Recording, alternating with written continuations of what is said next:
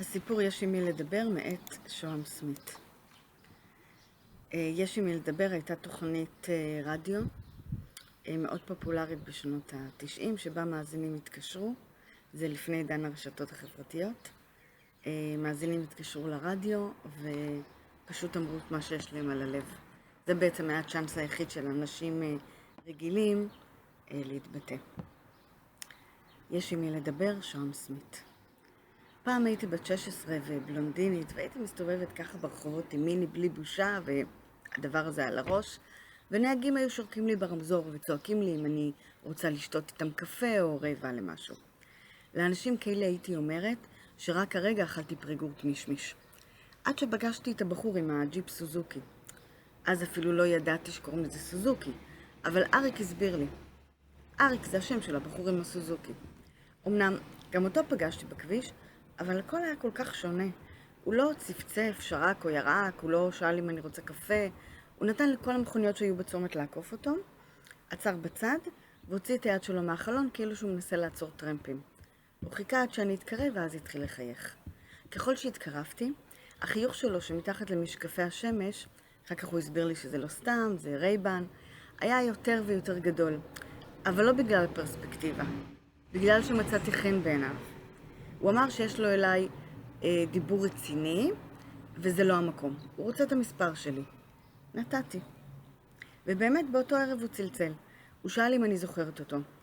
איזה שאלה. ניסיתי להיזכר איך בעצם הוא נראה ולא הצלחתי. חוץ ממשקפי שמש ושיניים בחלון של הסוזוקי לא זכרתי כלום. אריק קרא את מחשבותיי. הוא אמר לי שאין לי מה לדאוג מזה שלא ראיתי את הגוף שלו שהיה בתוך הסוזוקי. הוא 1.93 מטר, וכשניפגש אני כבר אראה בעצמי ולא אתאכזב. הוא אמר לי שהוא כבר מת שנדבר face to face. הוא אמר שהוא מזמין אותי לסרט. מחר ב9:30 הוא יצפצף לי מלמטה. ב9:30 בדיוק נשמעה צפירה, ואבא שלי אמר שתכף רואים שהוא סחורה טובה בחוץ. בחור שיודע לדייק. אמא שלי הדליקה את האור של הכניסה ואמרה שאני ארד מהר, שהשכנים לא יתרכזו. מה יש? שיתרכזו, אבא שלי אמר. העולם שייך לצעירים. את העולם שייך לצעירים לא שמעתי. ניחשתי מהמעלית. אז מה? פעם ראשונה בסוזוקי? הקביל אריק את פניי. אמרתי שכן ופתחתי חלון. היה שם ריח נורא חזק, כמו שמרססים יותר מדי ספרי בית שימוש. אמרתי לו את זה. אז מה? הוא אמר. לא מוצא חן בעינייך האפטר שייפ שלי? הוא ליטף לעצמו את הלחיים והמשיך אל העורף. היה לו ראש קצוץ, כמו של תינוק, אבל מאלה שנולדים צעירים. פתאום שמתי לב שהמשקפי שמש רייבן עוד רוכבים לו על הראש, כאילו שמאתמול כשנפגשנו שכח להוריד אותם. בדרך לסרט כמעט לא דיברנו. הרוח נכנסה מהחלונות ועשתה רעש שאי אפשר היה לשמוע אפילו את הרדיו, גם אחרי שהוא הגביר את הווליום. הוא הדליק לעצמו סיגריה וסימן לי אם אני רוצה גם. צעקתי לו שאני לא מעשנת. הוא צעק לי בחזרה מה עוד אני לא עושה. שלחתי יד לווליום והחלשתי אותו כדי להגיד לו שאני צמחונית וכמעט לגמרי טבעונית, אבל לא לגמרי, כי טבעונים לא אוכלים מאכלי חלב ואני נורא אוהבת פריגורט מישמיש. אריק אמר שהוא מקווה שאני לא יותר מדי רגישה, כי הסרט שאנחנו הולכים לראות זה מה שקוראים סרט חקלאי. הוא שאל אם אני יודעת למה הכוונה. זה קשור בצמחונות? שאלתי. הוא אמר שלא בדיוק, קוראים לזה כך כי קוצרים שם אנשים כמו דשא. כשיצאנו מהסוזוקי הוא עמד על ידי וקצת נבלתי מהגודל, הוא באמת היה ענק. שכחתי מזה תכף כשהתחיל הסרט החקלאי. הייתי עסוקה בלחסות את הפנים שלי כל פעם שמישהו גזם למישהו אחר איזה איבר. מזל שהוא היה שקוע בסרט ולא הרגיש איזה בושות אני עושה. בדרך החוצה הוא שאל מה קורה איתי עכשיו. מה זאת אומרת? שאלתי, מאיזו בחינה? אריק שאל אם אני עייפה ורוצה שהוא ייקח אותי הביתה, או שנקפוץ לאנשהו שהוא מכיר ונדבר. נסענו למקום הזה שהוא מכיר. זה היה מקום נורא חשוך וצפוף, וכל מי שישב שם ישן. אמרתי לו שזה נראה כאילו כל מי שיושב שם עולה באש, אבל הוא לא שמע, היה גם מאוד רועש. באה מלצרית עם חולצת סטרפלס שחורה, ושאלה מה אנחנו מזמינים. אריק אמר שבשבילו גולדסטאר, ושאל אם אני אצטרף אליו. עיינתי בתפריט והזמנתי תפוזים בלי וודקה. המלצרית חייכה, ואריק קרץ לה, אבל היא לא ראתה. היא כבר הייתה עם הגב אלינו בדרך לבר, והוא נשאר עם עין חצי עצומה. זה הצחיק אותי, אז צחקתי קצת. אחרי שהוא פתח את העין בחזרה, אריק שאל אם אני לא בעניין אלכוהול. אמרתי שבדרך כלל לא. אז מתי כן? הוא שאל. אמרתי, בהזדמנויות מיוחדות. כמו למשל, הוא אמר את זה בטון כזה, כמו שאומרים לתינוק ומצפים שהוא יגיד לב. בשמחות, אמרתי. את יודעת, הוא אמר שיש לך אחלה חוש הומור. בת כמה אמרת שאת? 16 וחודשיים, עניתי. היה לי יום הולדת במאי. אחר כך היה כזה רעש, שלא היה אפילו טעם לפתוח את הפה חוץ בשביל המיץ. חבל, כי דווקא רציתי להגיד לו את התרשמותי מהסרט החקלאי. כשישבנו שוב בסוזוקי, הוא שאל אם נהניתי. אמרתי שדי. הוא אמר שעכשיו הוא לא ישים רדיו, כי כל השידורים נגמרו וגלי צהל הוא לא קולט. היה שקט. חשבתי שעכשיו נדבר, והוא ישאל אותי מה דעתי על הסרט, ואני אגיד שאני לא כל כך אוהבת סרטים כאלה, והוא ישאל אותי, אז איזה כן, ואני אגיד את כל הבמאים שאני מכירה, ושאחרי הצבא אני רוצה ללמוד תסריטאות. אבל הוא לא שאל. נזכרתי שהוא עוד לא אמר לי מה הוא עושה. שאלתי, הוא אמר שהוא JR. JR? אמרתי, זה לא המגעיל ההוא מדלס, מהסדרה דלס? JR, הוא אמר, זה שומר ראש. הוא שאל, מה דעתי? שהוא יהיה השומר של הראש הבלונדיני שלי, וידאג שאני לא אאבד אותו מהר מדי. אפילו שהוא לא רואה איך בדיוק זה יקרה לי ממיץ, כן? לגבי עצמו, הוא אמר לי שאין לי מה לדאוג, שעד 7 בירות זה לא משפיע עליו.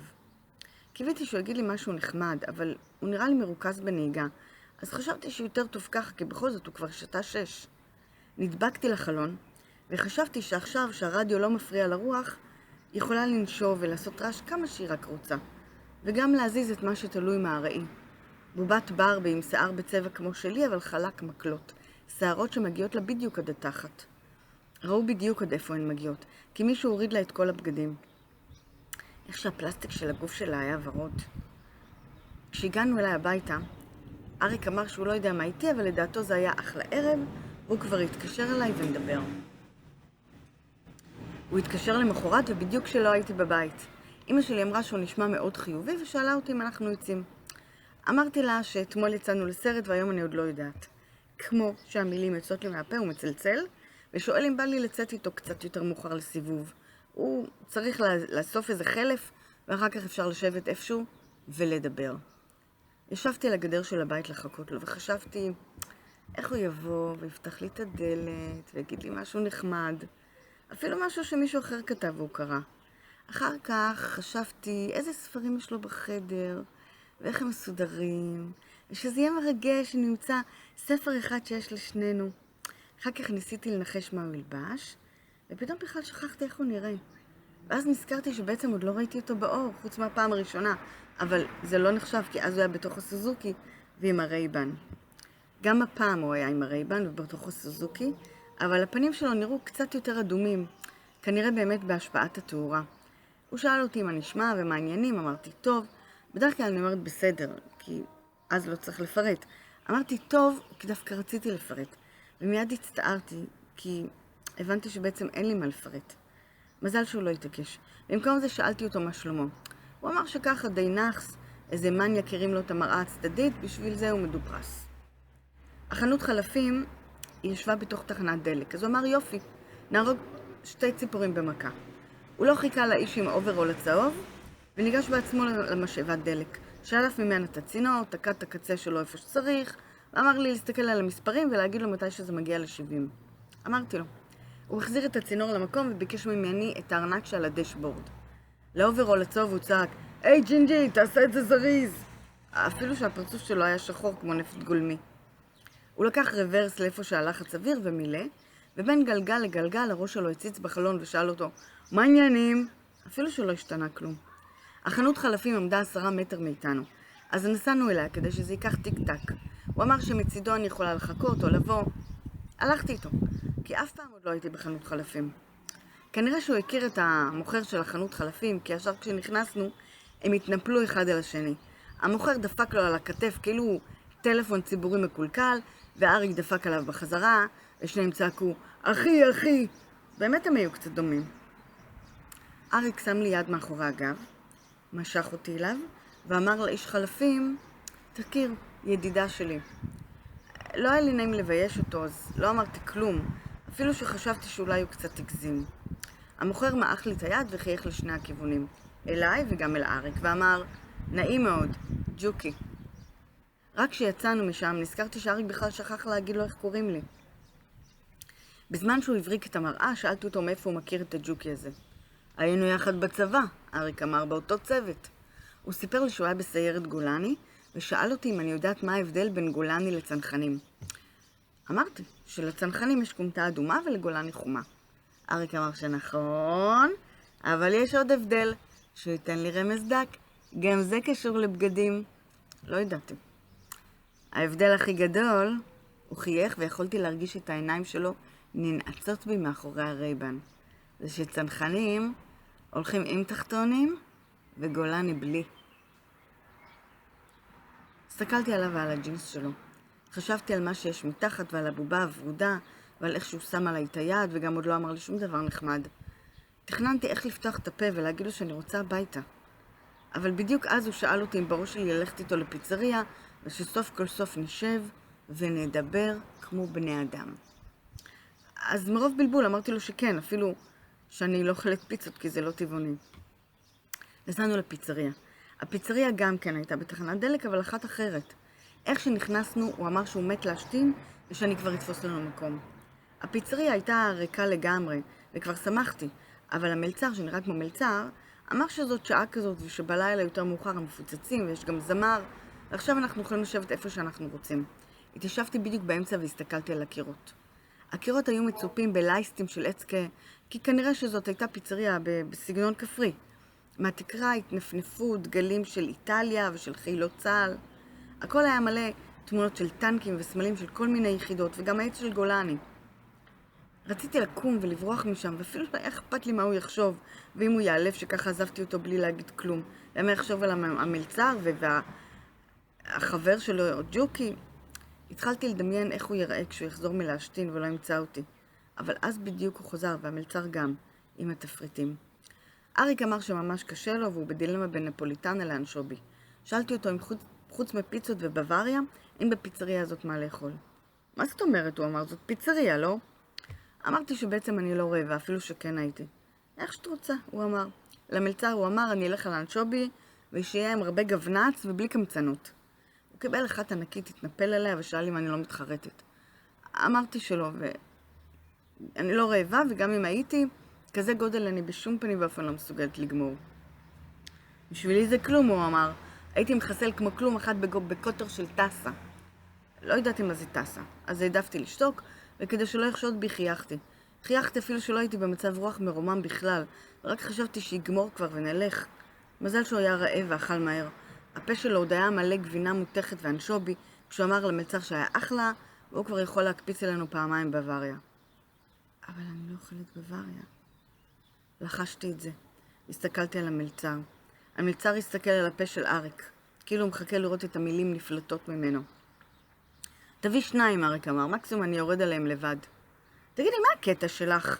הוא אמר איך שהמלצר הסתלק עם הכלים. את לא מרגישה טוב? התחרבנת או משהו? מה פתאום? הרגשתי איך אני הולכת ומתמזגת עם המפה האדומה. אז מה קורה לכם שאי אפשר לדבר איתך? כלום. אמרתי, סתם אין לי תאבון, אולי זה מהריח של הדלק.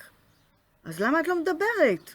אמר אריק כשיצאנו לחושך, כי בינתיים כבר החשיך. אני צריך לנחש? עכשיו תקשיבי. עכשיו את תגידי לי מה מתחשק לך לעשות, וזה מה שנעשה. ואם את רוצה, אני אקח אותך הביתה. אבל לפני זה אני חייב לעבור בדירה להרים משם איזה טלפון, זה ממש 2 מטר מאיפה שאנחנו. הוא חשב בכל שזה יעניין אותי לראות את הדירה הזאת, ואפילו יש לו פריגורט במקרר. הוא רק לא זוכר אם זה אננס או תות. זה היה פריגורט אננס, ואני אכלתי אותו לבד מול הארונות של המטבח, בזמן שאריק היה במקלחת, כי פתאום הוא הרגיש מה זה מסריח ומזיע, ואמר שהוא מוכרח לשטוף את עצמו. אבל שאין לי מה לדאוג, זאת תהיה מקלחת מתקלית, 7 דקות, והוא בחוץ כמו חדש. לא מדדתי, אבל הוא באמת נראה טרי כשהוא יצא משם בשיער רטוב. גם השיער של הרגליים שלו היה רטוב, וגם זה של החזה. היו לו די הרבה שערות על החזה, ואני חשבתי שבאמת מעניין מאיזה גיל הוא מגדל. הן ירדו בערוץ דרך הבטן, עד שנבלעו בסוף במגבת שחורה שהייתה כרוכה לו כמו הסטרפלס של המלצרית, אבל מסביב למותניים. מוזר שדווקא המלצרית הזאת נחרטה לי בראש. אפילו אני יודעת איך קראו לה, עדינה. אני זוכרת את הקול של הברמן, צועק את השם הזה. הסיפור מתוך הספר, ליבי אומר כי זיכרוני בוגד בי.